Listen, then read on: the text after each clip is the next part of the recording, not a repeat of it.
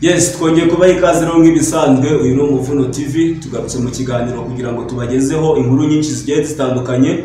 Uyu munsi rero tugiye kuvuga ku makuru menshi, by'umwihariko tugiye kwibanda ku makuru ya politike, aho Afrika ishaka kuba yaba umugabane ukomeye nka Amerika, cyane ko bafite purpose yo kubona bo bagira Leta Zunze Ubumwe za Afrika.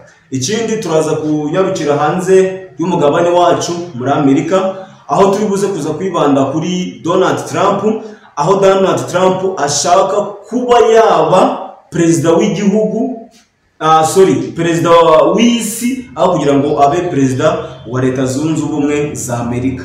Nanone turi buze gusimbukira hafi ni muri Congo, aho naho turi buze kuganira ku makuru ya M23 ndetse n'abarundi na Congo nyine muri rusange. Ntabwo ndi mu kiganiro njyenyine rero, ndi kumwe n'umutumirwa, twamuha ikaze.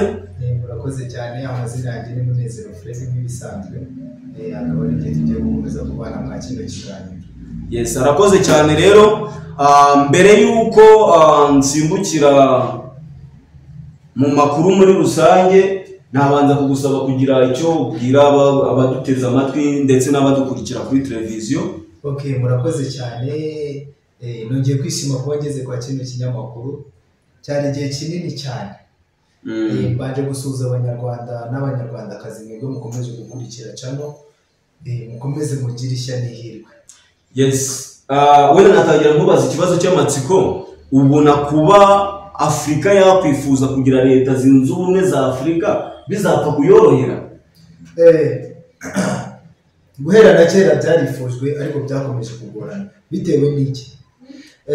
Ubwo umuperezida wa Libya ariwe uriya mu perezida Gaddafi yigeze kwifuza ko Afrika yaba Leta Zunze Ubumwe za Afrika.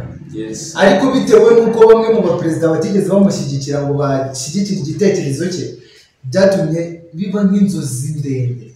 Kandi ikindi twamaze kubona ko igifi kinini dufite ari cyo Amerika, ntabwo kiba kibikenera nubwo kiba kibyifuza. Bityo rero kugira ngo tuzabigereho bizasaba imbaraga zikomeye zirenze, ndetse kuko n'ubu ngubu muri twebwe muri Afrika hari abaperezida benshi batajya bifuza ko ibyo bintu biba. Yes, birumvikana ko bizagorana kugira ngo bikunde, ariko nk'uko twagiye tubona intwari zimwe na zimwe zagiye zibaho muri Afrika, zagiye zibiharanira, harimo nka ba Mandela n'abandi bagiye batandukanye. Wenda reka twizere ko ubu abanyafrika tumaze kugera ku rwego rw'imitekerereze, aho tubona neza ko Afrika igize Leta Zunze Ubumwe za Afrika, ibyo bintu bishobora kuba byatubyarira umusaruro. Amakuru rero ava muri Repubulika ya Demokarasi ya Congo ubu ngubu avuga ko inyeshyamba z'umuhari wa M23 cyangwa se z'umutwe wa M23 uvugwa ko ufashwe mu mugongo n'u Rwanda, zigaruriye igisagara gikomeye cya Nzibira kiri mu ntara ya Kivu y'Epfo. Aho nta handi hantu hashyashya bamaze kwigarurira, uvuye i Goma ukagenda ukagera za Bukavu, ugafata za Masisi, ho barahageze, banahageze Wazarendo rusohora abanyeshuri mu mashuri, birabirukankana. Mbese ukabona ko politike ya Congo ni politike isa nkaho irimo ibintu byo guhuzagurika. Twese tuzi ko politike ikorera abaturage, ariko iyo urebye politike ya Congo ubona aho gukorera abaturage aho gishaka guhungabanya umutekano w'abaturage. Nkibaza se iyo strategy Felix Tshisekedi akoresha izamufasha kuba yakura inyeshyamba za M23 ahantu zimaze gufata? Biragoye. Biragoye kubera ko impamvu bigoye cyane, Felix Tshisekedi akora ibintu ashyira mu bwana, niko nabibyita, ashyiramo ibintu bimeze nk'ubwana. Bitewe n'iki? Yafashe uduce tumwe na tumwe, baramubwira ati wagiye kumvikana na FCM23, aho kugira ngo afate umwanya wo kujya kuganira nayo, aho kugira ngo ajye kuganira nayo, akomeza kwishingikiriza bariya abanyamahanga, Abarundi, Sadeke, Abarundi. Ariko ikintu twamaze kubona cyo M23 bitewe n'imbaraga ifite aho ivikagera, iri gukubita itababarira, igakubita nta muntu ifite, bitewe n'ubwenge aho ngaho bwa Felix Tshisekedi. Nkurikije system y'imiyoborere ya M23 ubona ko M23 yagiriwe icyizere n'abaturage. Urabona ko uburyo M23 iyobora ahantu maze gufata buremera abaturage icyizere. Ikindi kigerekeho mbere bahita babaha umutekano, bakabaha isuku, bakabahereza ubuzima. Ukabona ko abaturage uko bari babayeho mbere bitandukanye nuko bari ariko agashya gasigaye gaharura kazi. Ubu ngubu tuvugana uzi ko bariya ba Nyir'ingoma bariya bayoboye umutwe wa FCM 23 bose bari barafatiwe ibihano ku rwego mpuzamahanga. Ibihano bisa nkaho byatangiye gukurwaho, noneho bimaze gukurwa ni ikimenyetso kigaragaza ko FCM 23 ntiteganya kuzava mu bice yafashe. Ni nayo mpamvu igomba gutanga uburezi, igatanga ubuvuzi kugira ngo abaturage bakomeze babagirire icyizere nka babandi nyine, ahubwo batanze n'icyizere kirenze icyo leta ya Kongo yatangaga. Aha ndabona hari inkuru iri kuri BBC ikomeje kugenda igaragaza utundi duce M23 iri kugenda ifata, harimo nk'agace bita Kisaza, Kibanda, Muyange na Karongo. Utwo ni utundi duce M23 imaze gufata, ariko tactique cyangwa se intego bafite niyo gufata Kisangani, ndetse byanabakundira bagakomeza bakagera i Kinshasa.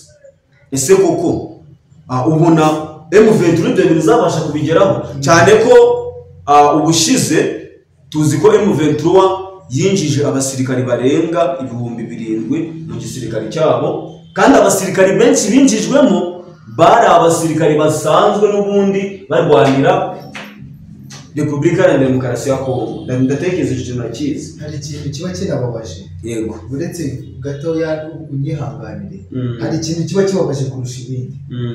Kubona abantu wazalendo nta n'ubumunigira,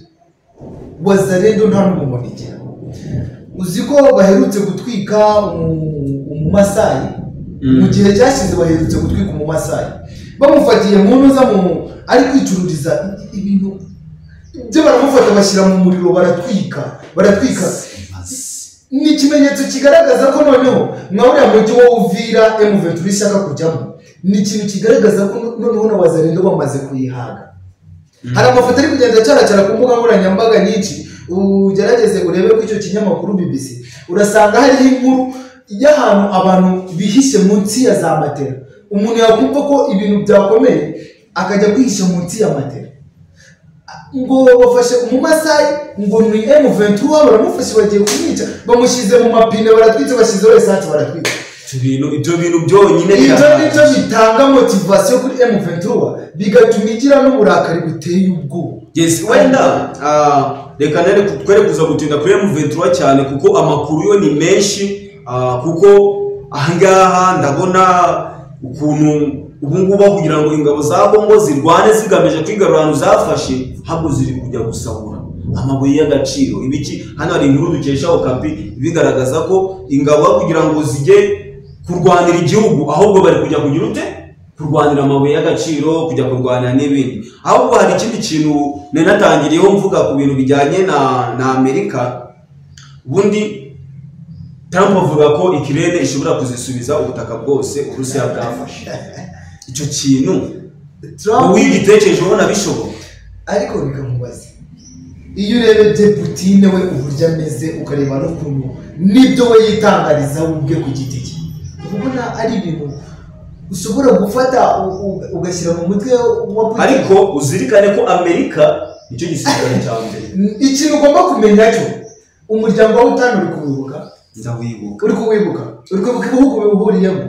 Ibihugu bihuriye muri OTAN nyine byose biri inyuma ya Ukraine. Ikintu rero ugiye mu Burusiya busa naho bwo burwana bwonyine. Ikintu ugomba kumenya cyo, namaze kubona ko ejo bundi igihe yiriya ni Korea, ni Ubushinwa bwari buri kwizihiza intambara bwatsinzeho kiriya gihugu cya bari barimo bamurika n'ibindi bitwaro bishyashya bamaze gutegura, n'ibiki byose ubundi ni nk'ubwigenge muri rusange igihe batsindiyeho intambara ya kiriya gihugu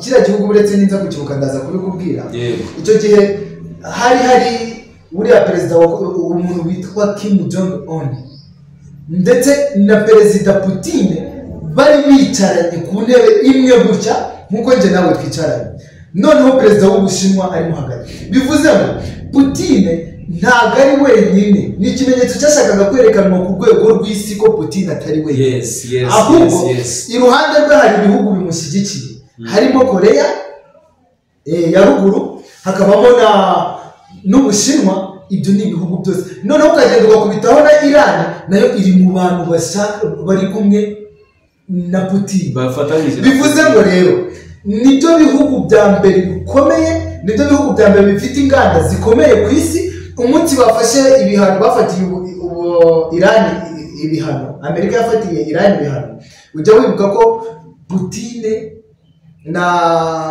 na Korea aribo batangiye kugumya gukorana n'iki na Iran bitewe nuko ari byo bihugu bikomeye ntabwo Putin azigera n'igihe na kimwe keretse n'ibijya mu gihe cy'ibiganiro ko maze kubona ko bashyizeho umuryango ushinzwe kuganira kunga amahoro ku isi kugarura amahoro ku isi dusanga Amerika ariyo ufatira imyanzuro ariko ibyo byose twaje kubona ko ntacyo bitanga bariya bagabo bamaze kugera ku rundi rwego wowe udatekereza utanageraho ese ubona kuba iyi ntambara yo Burusiya yakomeza kwivangamo ibi bindi bihugu bigiye bitandukanye ubona bitazatera ingaruka yo kuba hatangira nk'intambara gatatu y'isi yose kuko urabona niba Korea ifatanije n'Uburusiya Ubushinwa bukagiye ku ruhande rw'Uburusiya n'ibindi bihugu byo ku mugabane wa Aziya hanyuma n'ibindi bihugu byo muri Amerika nk'Ubwongereza no mu Burayi nabyo bigafatanya ibi bintu ntibishobora kuzatangiza intambara gatatu y'isi yose iyo urebye ubona ariho bishaka gusa nkaho bigana bitewe n'uko niba igihugu cya mbere ku isi gishobora gushyamirana n'igihugu gisa nkaho ni icya kabiri kuko Uburusiya twemera ko ari cyo gihugu cya kabiri ku isi nacyo gifite igisirikare tukamenya ko nubona iyo ntambara uzasanga ariho turi kototera kujya uzajya kureba muri Afurika usange ibihugu byinshi birashyamiranye nusanga birashyamiranye usanga haracyarimo kwa kuboko kunini kwa bya bihugu n'ubundi arimo biri gutegurira intambara zabyo ujye kureba usange na bya bihugu bwabyo birashyamiranye n'ubundi ikigaragara nuko bashaka kutuyoboza igitugu noneho barangiza bakadushyiramo umwijyane kugira babone uko batunyaga se cyangwa babone uko batuyobora birajya kumera nka bya bindi bya Hitler ibintu yakoze agatuma intambara ikwira ku isi n'ubundi wasanga ariho bototera kutujyana kuko maze kubibona ko niba Amerika ishobora gufata umwanzuro ikavuga ati ibi ngibi mu bihagarike Uburusiya bukavuga ati ntitubishaka nta nicyo bagafata ibihano bya bihano bikaba amazi n'ubundi ikigaragara ni ukujya mu ntambara y'isi ya gatatu reka rero turebe ukuntu ibi bintu bizarangira mbibutsa ko turi ku Muvuno TV show niho iki kiganiro mugikurikiye amakuru yo ni menshi cyane tuba tugenda tuyabagezaho gatanu ku kandi ahubwo reka ngaruke ku kintu cyo kuba Afurika yifuza kugira Leta Zunze Ubumwe za Afurika ibi bintu bamwe mu baperezida bari kubigiramo uruhare nk'uwo bita Ibrahim Traoré mubona ko yaraje mu gihugu cye cya Burkina Faso abanza kwirukanamo Abafaransa afatira imitungo yabo n'ibindi bigiye bikomeye ndetse ubona ko hari n'abandi bagiye babiharanira ndetse unarebye n'imbaraga Afurika iri gushyira mu ikoranabuhanga urabona ko bashaka kwigobotora abazungu cyangwa se bashaka kwigobotora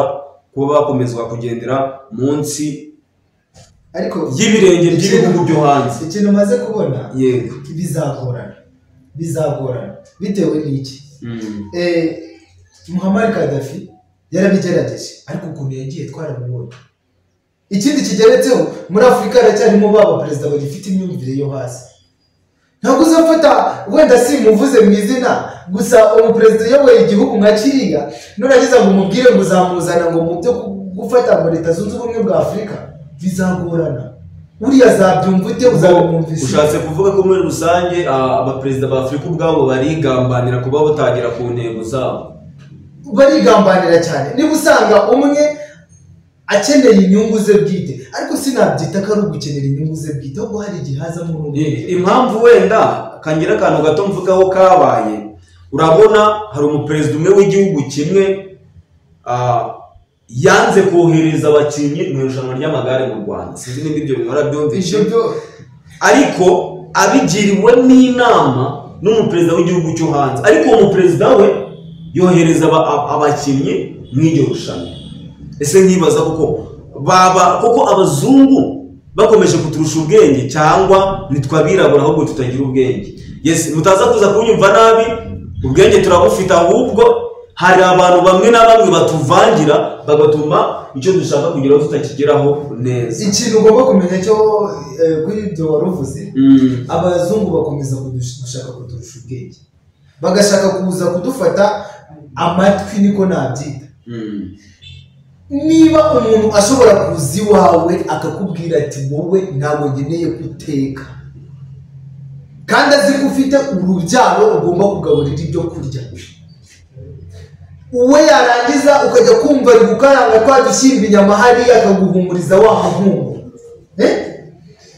Twebwe baradufata bakadushaka kudukina mu mutwe wacu, bagashaka kudufata nk'abana batoya.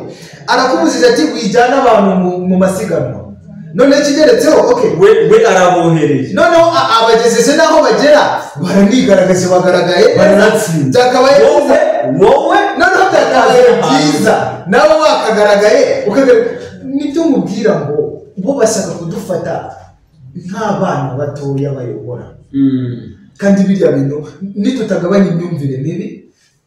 Ubundi Traoré hari amagambo ajya avuga, ukajya kumva aravuze ati twebwe ubwacu nitwe twigize, ntabwo tuzakenerwa kugirwa n'abandi. Yes.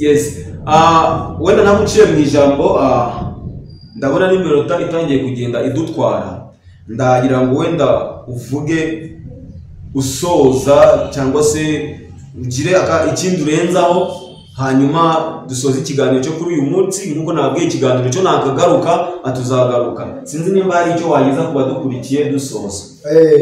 Abantu badukurikiye ikintu ngomba kubamenyesha, bagomba kumenya cyo twebwe nk'u Rwanda twamaze kwisobanukirwa, twamaze kumenya abo turi bo.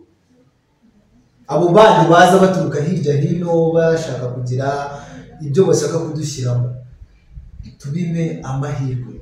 Abo batifuza ko u Rwanda twatera imbere, babona duteye imbere dushatse icyo tugeraho cyangwa icyo dukora, bakumva ko bibabangamiye, bagumiyo hirya baturekane amahoro yacu n'umutuzo wacu. Ikindi kandi nkomeza kubabwira, yiriya ntambara yo muri Kongo iri mu burasirazuba bwa Kongo ni intambara ikomeza kuzana ibibazo byinshi.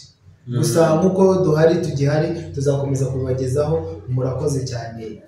Yes, murakoze cyane. Rero kadushimire umutumirwa wacu waje mu kiganiro cyacu cy'uyu munsi, ndetse natwe ikiganiro cyacu natugisoreze. Amahoro y'Imana abane namwe, kandi wibuke gukora subscribe ku Muvuno TV show, unabisangize n'inshuti zawe. Murakoze.